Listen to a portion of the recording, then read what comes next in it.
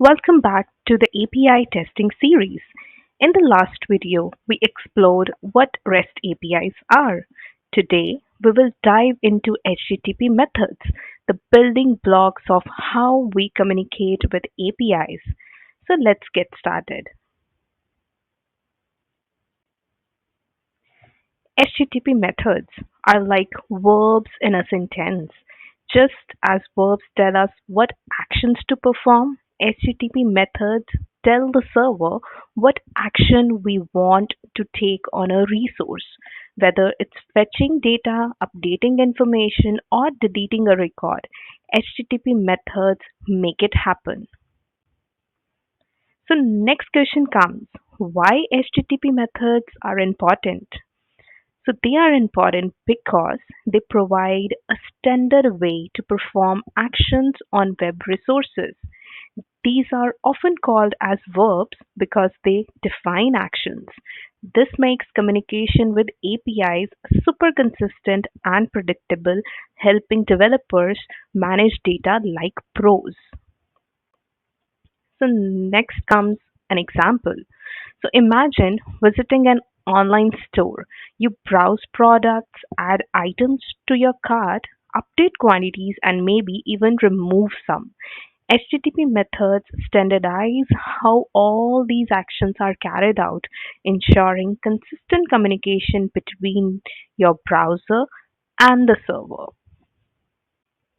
So, before learning about HTTP methods, first we need to understand two concepts. These are idempotency and safe methods. Idempotent methods give same result no matter how many times you repeat the request.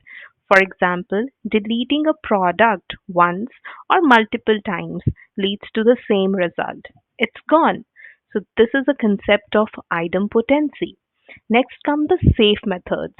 Safe method only retrieves the data and they don't modify the data. So safe method, they are the ones which are only retrieving without making any changes.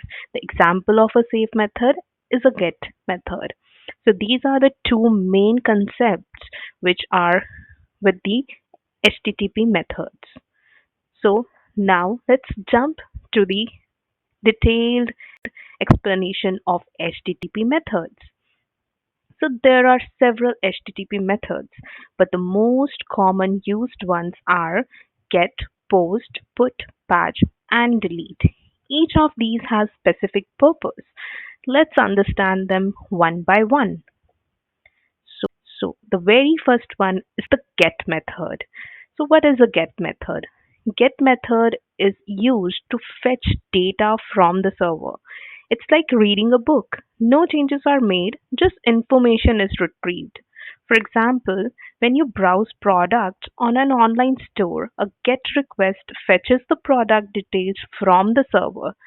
So GET method is safe and idempotent, the two terms which we already discussed, which means it doesn't modify the data and no matter how many times you request it, it will give you the same result.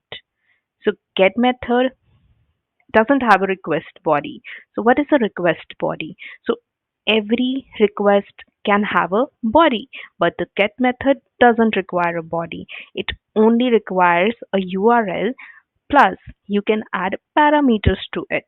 So these parameters can be the part of the request. We will learn about these parameters once we learn how to practically do these requests, how to test these requests. But as of now, you can look upon the example as shown in the picture that the product ID in the request URL is the parameter.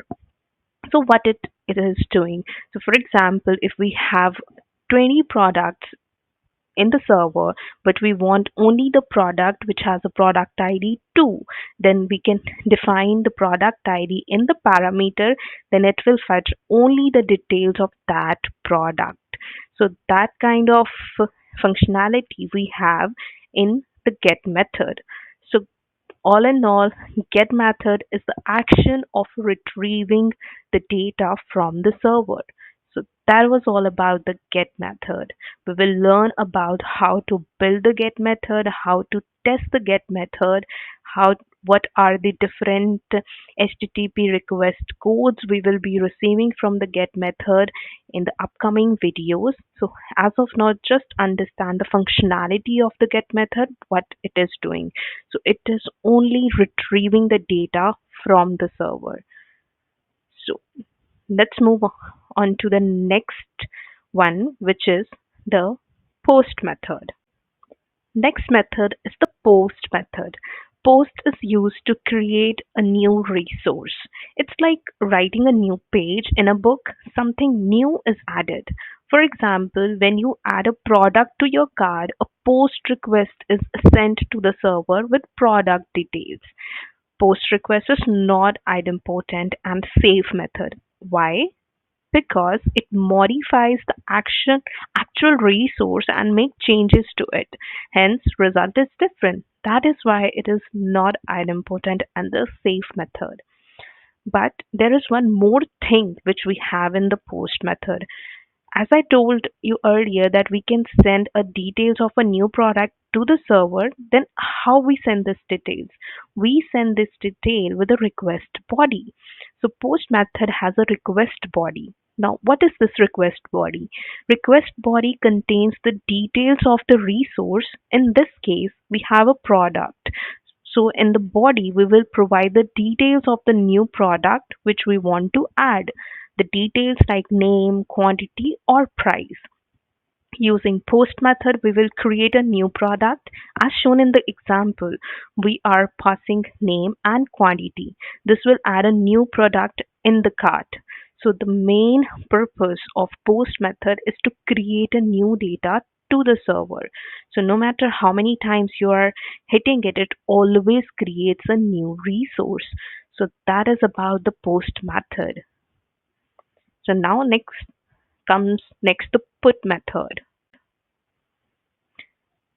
So what is a put method? It is a third method in this HTTP methods. So put method is used to update an existing resource. So whenever you want to update something in already created resource, then we use the put method. It's like editing a chapter in a book. The content changes, but the chapter remains the same. So when you update the quantity of a product in your cart, a put method request is used. So you are not changing the product, you are not creating a new one, you are just modifying some of the details. So the put method is idempotent because no matter how many times you repeat the request, the result remains the same. It completely replaces the resource with the same data every time, ensuring a consistent state without any unintended changes. So let's check the example shown in the picture. Here we are updating already created resources. In this case, product is already there in the cart. We are just updating the quantity from 1 to 2. So that is about the put method. It is used to update the existing data which we created using the post method. So you can remember it. The put method is for update and post is to create. That was all about put method. Now next comes the other method. So now let's talk about the method patch. So what is a patch method? Patch method is used for partial updates. It's not a complete update as we already discussed about the put method. It's a partial update. So think of it as correcting a typo. Only a small part is changed, right? If a product's price is updated but other details remain the same, then patch is a go-to a method. So in that case, you will use a patch. It also has a request body in which we will define the attribute which you want to change, the only attribute which you want to change, not the rest of ones. So we always get confused with put and patch as both are updating the resource. Put is like replacing a whole page in a book with a new one. If you update a resource with put, it completely replaces the old data with the new data you send. Example, if you send a put request to update a user profile, the whole profile gets replaced with the new details you sent. On the other hand, patch is like correcting a small mistake on a page. It only updates the specific part of the resource you want to change without touching the rest.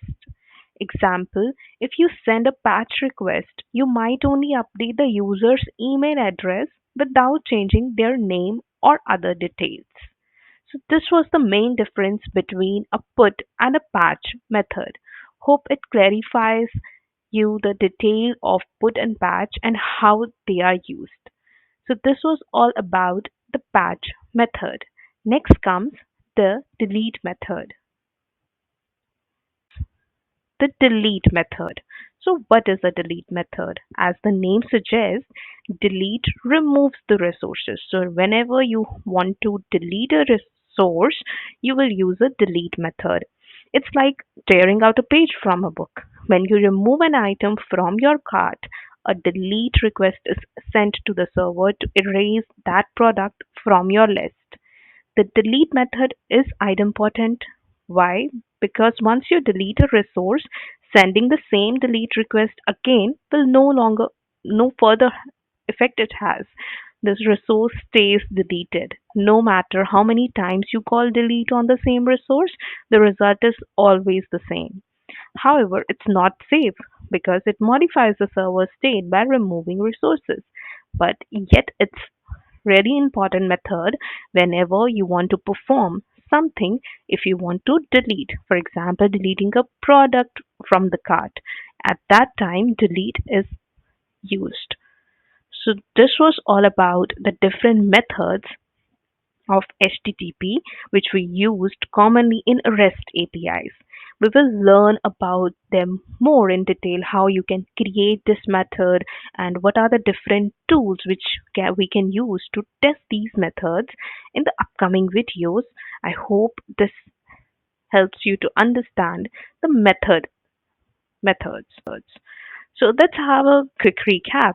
So to wrap up, HTTP methods are essential for communicating with APIs. So we learned about the most common methods like get, put, post, patch, and delete, and the concept of idempotency and safe methods. Understanding these is crucial for API testing. So it is really important to understand the concepts of HTTP methods and the concepts of idempotency in it so that you can effectively show your skills in the API testing. So what's next? So in the next video, we will explore HTTP status codes, the server's way of responding to your request. So don't forget to watch part 4 of API testing series. Stay tuned. Thank you for watching. So if you found this video helpful, give it a thumbs up, drop a comment, and don't forget to subscribe. Happy learning and see you the next time.